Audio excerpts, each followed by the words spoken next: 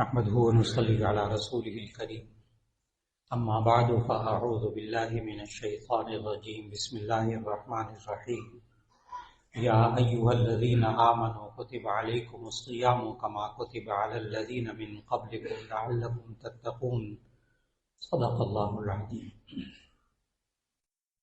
اللہ رب العزت نے ہم سب کو یہ بابرکت مہینہ عطا فرمایا اور اس میں روزے رکھنے کی توفیق عطا فرمائی، عبادات ادا کرنے کی توفیق عطا فرمائی۔ اس پر اللہ کا شکر ادا کرنا چاہیے۔ اور دوسرا جو اللہ رب العزت نے ہمیں قرآن مجید کی ان آیات میں جن میں روزے کا ذکر ہے، جب بھی مطالعہ کرنا ہو کہ روزے کے مقاصد کیا ہیں، اللہ نے یہ روزہ کیوں فرض کیا، اس سے انسان کے لیے کیا فائدے ہیں، تو اس کے لیے سورۃ البقرہ کی آیت 183 سے آیت نمبر 187 تک کی 5 آیات کا مطالعہ کیجیے اور اس کا ترجمہ پڑھیے، تو اس سے انشاءاللہ بہت بات واضح ہو جائے گی۔ ان 5 آیات میں اللہ تعالیٰ نے پہلی آیت میں ارشاد فرمایا یا ایھا الذین آمنوا کتب علیکم الصیام کما کتب علی الذین من قبلکم لعلکم تتقون، ایمان والو تم پر روزے فرض کیے گئے جیسا کہ تم سے پہلے لوگوں پر روزے فرض کیے گئے، لعلکم تتقون، تاکہ تم پرہیزگار ہو جاؤ۔ تو ایک مقصد اللہ نے روزے کا بتایا، لعلکم تتقون، تاکہ تم متقی ہو جاؤ، پرہیزگار ہو جاؤ۔ دوسرا مقصد آگے چل کر آیت میں اللہ نے بتایا لعلکم تشکرون، تاکہ تم شکر گزار ہو جاؤ۔ اور تیسرا مقصد اللہ نے بتایا لعلہم یرشدون، تاکہ وہ ہدایت پا جائیں۔ تو روزے کے احکامات بیان کرتے ہوئے ان 5 آیات میں اللہ تعالیٰ نے روزے کے 3 مقصد بتائے۔ نمبر 1 تقوی، نمبر 2 شکر، نمبر 3 ہدایت۔ یہ تینوں روزے کے ذریعے اللہ انسان کو کیسے عطا فرماتے ہیں۔ نمبر 1 تقوی، لعلکم تتقون، تاکہ تم پرہیزگار ہو جاؤ۔ یہ تقوی کس کو کہتے ہیں؟ آسان الفاظ میں تقوی کا مطلب 2 جملوں میں مکمل ہو جائے گا۔ تقوی کا مطلب انشاءاللہ، تقوی کہتے ہیں ڈرنا بچنا، لفظی مطلب اس کا، یعنی جس کام کا اللہ نے حکم دیا ہے کہ تم کرو، اس کے نہ کرنے سے بچنا۔ بس مختصر سی بات، ایک جملہ تو یہ ہوگی، جس کام کے بارے میں اللہ نے کہا کرو، اس کے نہ کرنے سے بچنا۔ نمبر 2 جس کام سے اللہ نے روکا ہے کہ تم نہ کرو، ایسی صورت میں اس کے کرنے سے بچنا، تقوی مکمل ہو گئی۔ ساری زندگی اسی طرح بندہ گزار دے، وہ متقی ہے کہ جو اللہ نے حکم دیا کہ تم کرو، اس کے نہ کرنے سے بچنا۔ نماز پڑھنے کو کہا، روزہ رکھنے کو کہا، اب یہ عمل کرے بندہ، اس کے نہ کرنے سے بچے، نماز نہ پڑھنے سے بچے، روزہ نہ رکھنے سے بچے۔ اور جب اللہ نے کہا کہ جھوٹ نہ بولو، سود نہ کھاؤ، چوری نہ کرو، بدزبانی نہ کرو، فلاں نہ کرو، تو ایسی صورت میں ان چیزوں سے انسان اپنے آپ کو بچا لے، تقوی مکمل ہو گیا۔ اب یہ اللہ انسان کو اس روزے کے اندر تقوی کی تربیت کیسے دیتا ہے؟ اللہ نے رمضان کے اندر یہ نہیں کیا کہ انسان سے کھانے پینے کی چیزوں کو چھین لیا، یا کھانے پینے کے لیے جو صلاحیتیں چاہیے ہوتی ہیں، دانت ہیں، زبان ہے، منہ ہے، معدہ ہے، اس کو اللہ نے خراب کر دیا، بند کر دیا۔ ایسا نہیں کیا اللہ نے، کیونکہ یہ جو جبر کے ذریعے ہوتی ہے نا، وہ تربیت نہیں ہوتی، اور جو اختیار کے ذریعے ہوتی ہے وہ تربیت ہوتی ہے۔ جبر کے ذریعے تربیت نہیں ہوتی۔ اللہ نے انسان سے نعمتوں کو رمضان میں چھینا نہیں، ساری نعمتیں انسان کے سامنے موجود۔ اللہ نے انسان کو دانت بھی دیے رکھے، زبان بھی دیے رکھی، معدہ بھی دیا رکھا، وہ اپنا کام بھی کر رہا ہے، جو کھانے پینے سے تعلق چیزیں رکھتی تھیں وہ بھی سب موجود ہیں۔ ان کے ہوتے ہوئے اس بندے کو یہ کہا کہ تم کھانے پینے سے رک جاؤ۔ اور یہ انسان جو عام زندگی کے اندر سوچتا ہے کہ میں گناہوں سے نہیں بچ سکتا، وہ ہمارے اندر وہ قوت ایمانی نہیں ہے، وہ قوت ارادی نہیں ہے۔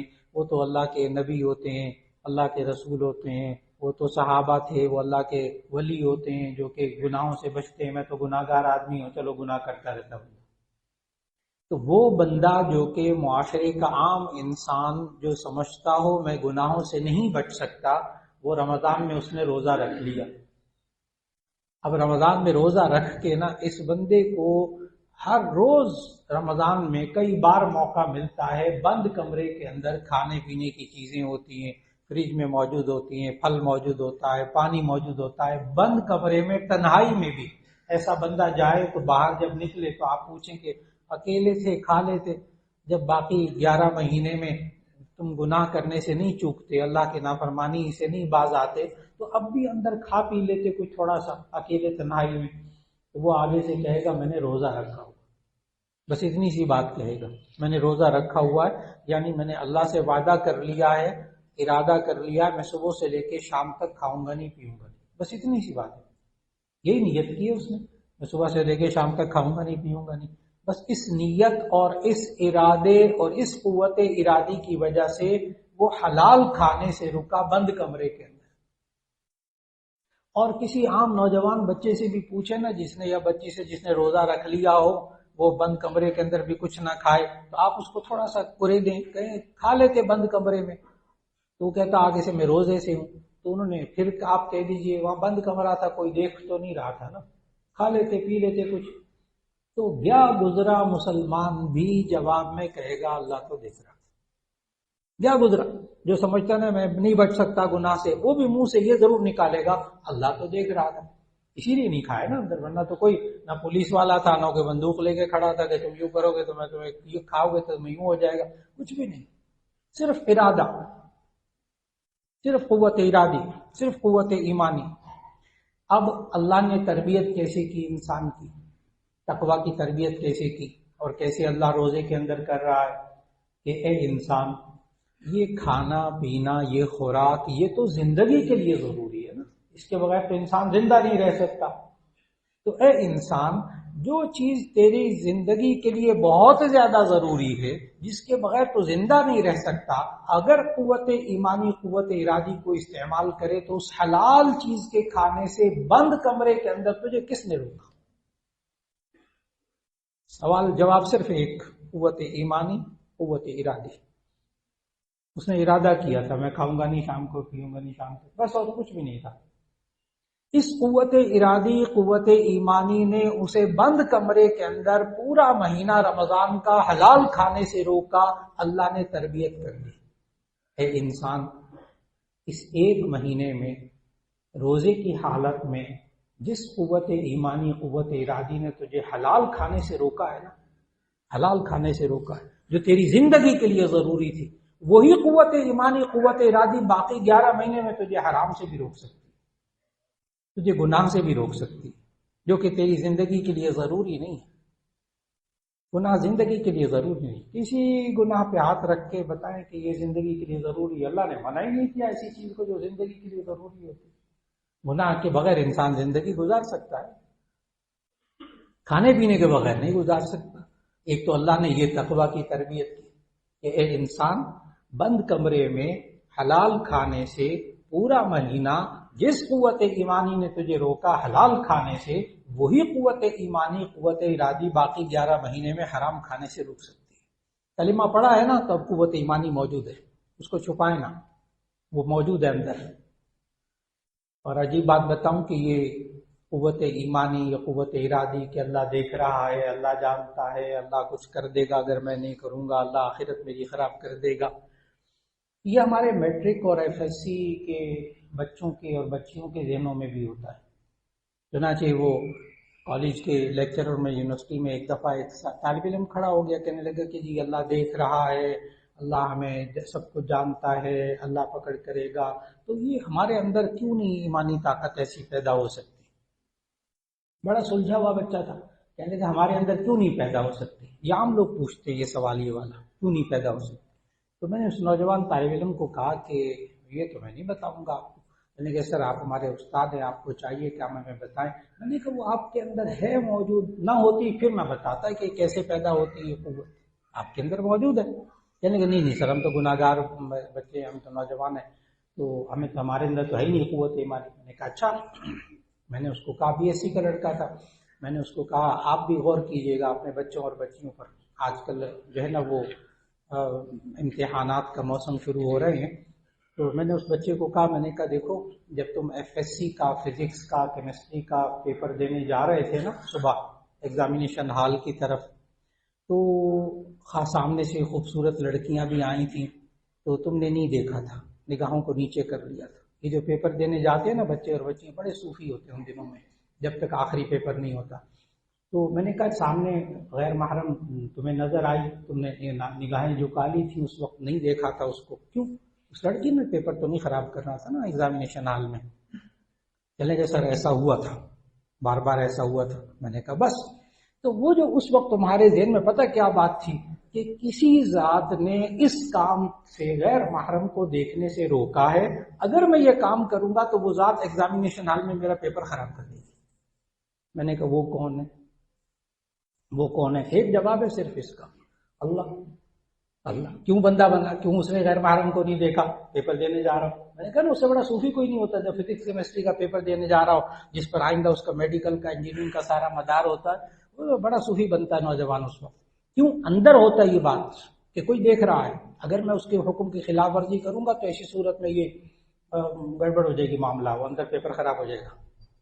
اور یہ بڑے بڑے انسان قابل انسان جو زندگی میں گناہوں سے نہیں چوکتے نا، اگر گھر میں ماں بیمار ہو جائے، باپ بیمار ہو جائے، بچہ بیمار ہو جائے تو پھر جناب وہ کئی چیزیں گھر کے اندر، کئی بٹن بند ہو جاتے ہیں، کئی دیکھنے کی چیزیں بند ہو جاتی ہیں، کئی سننے کی چیزیں بند ہو جاتی ہیں.